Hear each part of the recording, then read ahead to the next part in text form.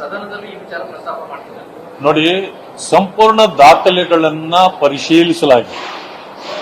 ನಮಗೆ ದೊರೆತಿರ್ತಕ್ಕಂಥದ್ದು 1964-65ರಿಂದಲೂ ಕೂಡ ಈ ನಾನು ಹೇಳಿರ್ತಕ್ಕಂಥ ಈ ಎರಡೂ ಸರ್ವೆ ನಂಬರ್ 47 ಮತ್ತೆ 46 ಎರಡೂ ಸರ್ವೆ ನಂಬರ್ಗಳು, ಒಂದು ಸ್ಮಶಾನ, ಖರಾಬು ಸ್ಮಶಾನ 1 ಎಕರೆ, 20 ಎಕರೆ 16 ಗುಂಟೆ, ಇದು ಸಂಪೂರ್ಣ ಕೆರೆ.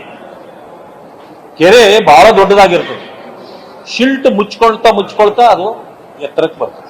ಅಂತ ಜಾಗವನ್ನ ಇವರು ದಾಖಲೆಗಳನ್ನ ಬದಲಿಸಿ ಮಾಡಿರ್ತಕ್ಕಂಥ. ಒಂದು ಸಮಯ ನಾನು ಸಣ್ಣವನಿದ್ದೆ, ನನಗೆ ಇದರದ್ದು ಗೊತ್ತಿಲ್ಲ ಅಂತ ಹೇಳೋದಾದ್ರೆ 2001-2ರಲ್ಲಿ ಇದು ದಾಖಲೆಗಳಿಗೆ ಬಂದಿರೋದು. ಅಲ್ಲಿವರೆಗೆ ಯಾವ ದಾಖಲೆಗೆ ಬಂದಿಲ್ಲ. ಅಲ್ಲಿ ಬರೆದಿದ್ದಾರೆ ಕೆರೆ ಅಂತ ಇರೋದನ್ನ ಹೊಡೆದಾಕಿ ಬ್ರಾಕೆಟ್ ನಲ್ಲಿ ಖರಾಬ್ ಅಂತ ಬರ್ದಿದ್ದಾರೆ. ಇದು ನಾನೇನೋ ನಿಮ್ಮ ಮೇಲೆ ಅಪಾದನೆ, ನಿಮ್ಮ ತೆಜೋವಧೆ ಅಲ್ಲ. ಇದು ದಾಖಲೆಯ ಪ್ರಕಾರ ನಾನು ಮಾತಾಡ್ತಾ ಇದ್ದೀನಿ. ನನಗೆ ಬೇಕಾಗಿರ್ತಕ್ಕಂಥದ್ದು ಇದು ಇನ್ವೆಸ್ಟಿಗೇಷನ್ ಆಗಬೇಕು. ನಾನು ಸದನದಲ್ಲೂ ಕೂಡ ಇದನ್ನ ಪ್ರಶ್ನೆ ಮಾಡ್ತೇವೆ. ನನಗೆ ಒಂದು ವಿಷಯ, ಈಗ ನನ್ನ ಪಿತ್ರಾರ್ಜಿತ ಅಂತಂದ್ರೆ ಪಿತ್ರಾರ್ಜಿತ 2001-2ರಲ್ಲಿ ದಾಖಲೆಯಲ್ಲಿಂದ ಬಂತು. ಹಿಂದೆ ಯಾಕೆ ಆ ದಾಖಲೆ ಇರಲಿಲ್ಲ? ಮತ್ತೆ ಮೂಲ ದಾಖಲೆಗಳ ಪ್ರಕಾರ ಎಲ್ಲೂ ಕೂಡ ಇವರ ಹೆಸರುಗಳೇ ಇಲ್ಲ. ಹಂಗಿದ್ದ ಮೇಲೆ ಇದು ಫೇಕ್ ಅಂತ ಹೇಗಾಗತ್ತೆ? ಅದೇ ಎನ್ಕ್ವೈರಿ ಮಾಡಿಸಿ ಉತ್ತರ ಕೊಡ್ರಿ. ಈಗ ನಾನು ಲೋಕಾಯುಕ್ತಕ್ಕೂ ಕೊಡ್ತೀನಿ ಅಲ್ಲ, ನಾವು ಅಲ್ಲಿ ಯಾಕೆ ಕೊಡ್ಬೇಕು? ಸರ್ಕಾರಕ್ಕೆ ನಾವು ಡಿಮ್ಯಾಂಡ್ ಮಾಡಿದ ಮೇಲೆ ಸರ್ಕಾರ ನೇಮಕ ಮಾಡಬೇಕು. ಒಂದು ಸಿಟ್ಟಿಂಗ್ ಜಡ್ಜ್ ಅನ್ನು ಇಟ್ಟು ಮಾಡ್ಲಿ. ನಿಮ್ಗೆ SIT ಅದು ಇದು ಬೇಡ. ಯಾಕಂತಂದ್ರೆ ಅವಳ ಮೇಲೆ ಏನು ಜನರಿಗೆ ನಂಬಿಕೆ ಇಲ್ಲ. ಈಗ ನಮಗೆ ಸಿಟ್ಟಿಂಗ್ ಜಡ್ಜ್ ಒಬ್ಬರನ್ನ, ನೀವ್ಯಾರೋ ಜಡ್ಜ್ ಅಂತೇಳಿ ರಿಟೈರ್ ಆಗಿರೋರು, ನೀವು ಈಗಾಗಲೇ ನಿಮ್ಮ ಇದಲ್ಲಿ ಪ್ಯಾನಲ್ ಆಫ್ ಇದನ್ನು ಮಾಡ್ಕೊಂಡಿದ್ದೀರಲ್ಲ, ಈ ಪ್ಯಾನಲ್ ಗಿನಲ್ಲಿ ಬೇಡ. ಒಬ್ಬ ಸಿಟ್ಟಿಂಗ್ ಜಡ್ಜ್ ಇಂದ ಬಿಡ್ರಿ, ಅವ್ರು ಮಾಡಿ ಜನರಿಗೆ ಇದು ಉತ್ತರ ಕೊಡಿ. ಪರಾಜಿತ ಅಭ್ಯರ್ಥಿಯ ಪರವಾಗಿ ಸುಳ್ಳು ದಾಖಲೆ ಇಟ್ಟುಕೊಂಡು ತೇಜಾವಧಿಯ ಪ್ರಯತ್ನ ನೀಡಿದ್ದಾರೆ. ಅದು ಪರಾಜಿತ ಅಭ್ಯರ್ಥಿ ಪರವಾಗಿ ನೀವು ಆತರ ಮಾಡ್ತಾ ಇದ್ದೀರಿ.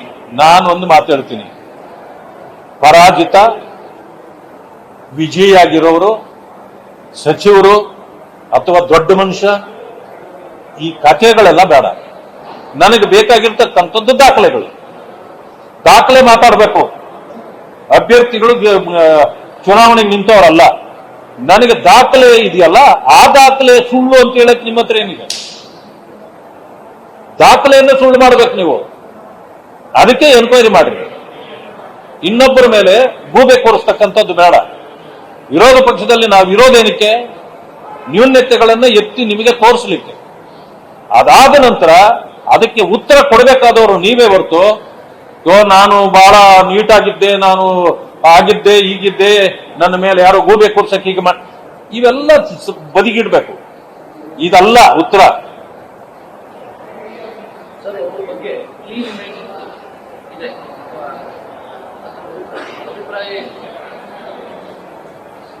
ಈಗ ಕ್ಲೀನ್ ಇಮೇಜ್ ಹೊಟ್ಟೋಯ್ತಾ? ಅಪಾದನೆಗಳು ನನ್ನ ಮೇಲೂ ಬರ್ತವೆ, ನಿಮ್ಮ ಮೇಲೂ ಬರ್ತವೆ, ಎಲ್ಲರ ಮೇಲೂ ಬರ್ತವೆ. ಅದರಿಂದ ನೀವು ನಾನು ಕ್ಲೀನ್ ಅನ್ನೋದನ್ನ ಆಮೇಲೆ ಪ್ರೂವ್ ಮಾಡ್ಬೇಕು. ಅದರಲ್ಲೂ ಕ್ಲೀನ್ ಬರೀ ಹೇಳ್ಕೊಂಡ್ರೆ ಕ್ಲೀನ್ ಆಗೋದಿಲ್ಲ. ನಾವು ಸಂದರ್ಭಗಳು ಬಂದಾಗ ವಿಷಯವನ್ನ ತಗೊಂಡು, ಇಲ್ಲ ಇದಕ್ಕೂ ನನಗೆ ಅದಕ್ಕೆ ಸಂಬಂಧ ಇಲ್ಲ ಅಂತೇಳಿ ಬರ್ಬೇಕು. ಈಗ ಮುಖ್ಯಮಂತ್ರಿಗಳು ನಾನು ಬಹಳ ಕ್ಲೀನ್ ಅಂತಿದ್ರು, 14 ಸೈಟ್ ಕೊಟ್ಟಾಗ ವಾಪಸ್ ಕೊಟ್ರಲ್ಲ, ಎಲ್ಲಿ ಕ್ಲೀನ್ ಇತ್ತದು? ಹಾಗೇನೆ ಎಲ್ಲರ ಮೇಲೂ ಈ ರೀತಿ ಆಪಾದನೆಗಳು ಬರ್ತವೆ ಸರ್, ಅಧಿಕಾರದಲ್ಲಿರೋರ ಬಗ್ಗೆ. ಅದಕ್ಕೆ ದಾಖಲೆಗಳು ಇದೆ. ನಾನು ಸುಮ್ಮನೆ ಆಪಾದನೆ ಮಾಡಿಲ್ಲ, ದಾಖಲೆ ಬಿಡುಗಡೆ ಮಾಡಿಲ್ಲ. ಆ ದಾಖಲೆ ಸುಳ್ಳು ಅಂತ ನೀವು ಹೇಳಕ್ಕದು ಏನಿದೆ ನಿಮ್ಮ ಹತ್ರ? ಅಷ್ಟೇ ನನ್ನ ಪ್ರಶ್ನೆ.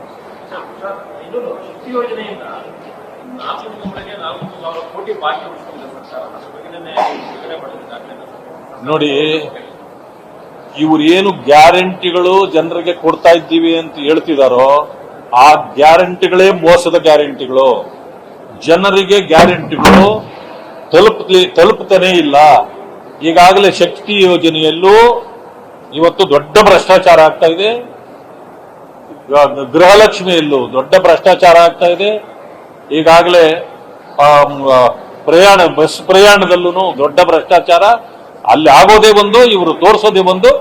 ಒಟ್ಟಿಗೆ ಭ್ರಷ್ಟಾಚಾರ ಮಾಡಿ ಈ ಸರ್ಕಾರ ಬದುಕ್ತಾ ಇದೆ, ಲೂಟಿ ಹೊಡಿತಾ ಇದೆ.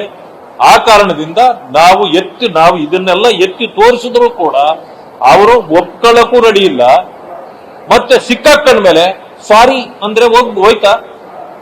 ಈಗ ನಿನ್ನೆ ಇದರಲ್ಲಿ ಗೃಹಲಕ್ಷ್ಮಿ ಯೋಜನೆಯಲ್ಲಿ 5,000 ಕೋಟಿ ತಲುಪಿಲ್ಲ ಜನರಿಗೆ. ನೀವು ಸಾರಿ ಅಂತಂದ್ರೆ 5 ಕೋಟಿ ಅವ್ರಿಗೆ ತಲುಪ್ತಾ? ನಿಮ್ಮ ಸಾರಿಗೆ 5 ಕೋಟಿ ತಲುಪೋದಿಲ್ಲ. ಮೊದಲು ನೀವು ಆ ಹಣ ಅವ್ರಿಗೆ ಕೊಡಬೇಕು. ಮತ್ತೆ ಮಾನ್ಯ ಮುಖ್ಯಮಂತ್ರಿಗಳು ಇದರ ಜವಾಬ್ದಾರಿ ಹೊರಬೇಕು. ಯಾಕಂತಂದ್ರೆ ಅವರೇ ಫೈನಾನ್ಸ್ ಮಿನಿಸ್ಟರ್ ಆದ್ರಿಂದ ಮೊದಲು ಸಾರಿ ಅನ್ನೋದಕ್ಕಿಂತ ಮೊದಲು ಅವರ ರಾಜೀನಾಮೆ ಕೊಡ್ಬೇಕು. ಅವರು ಮುಖ್ಯಮಂತ್ರಿಗಳು ರಾಜೀನಾಮೆ ಕೊಟ್ರೆ ಇವೆಲ್ಲವೂ ಸರಿ ಹೋಗ್ತದೆ. ಇದೆಲ್ಲಕ್ಕೂ ಕಾರಣ ಅವರೇ.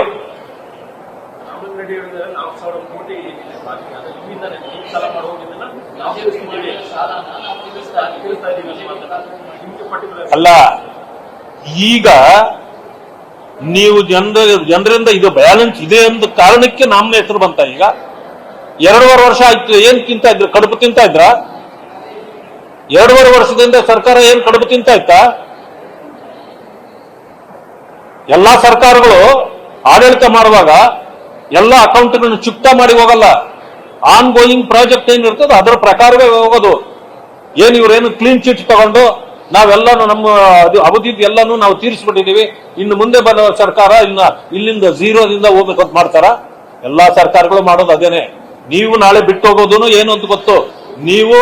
ನಾನು ಅನ್ಕೊಂಡಿದ್ದೇನೆ, ಇವರು ಮಾಡಿರ್ತಕ್ಕಂಥ ಈ ದರ್ಬಾರ್ ಇದೆಯಲ್ಲ, ಇದರಲ್ಲಿ ಸಂಪೂರ್ಣ ಖಜಾನೆಯನ್ನ ಲೂಟಿ ಮಾಡಿ 3 ಕಾಸು ಉಳಿಸದೆ ಸಾಲ ಮಾಡಿ ಈಗ ಮುಂದೆ ಬರ್ತಕ್ಕಂಥ ಸರ್ಕಾರದ ತಲೆ ಮೇಲೆ ಹಾಕಿ ಹೋಗ್ತಾರೆ.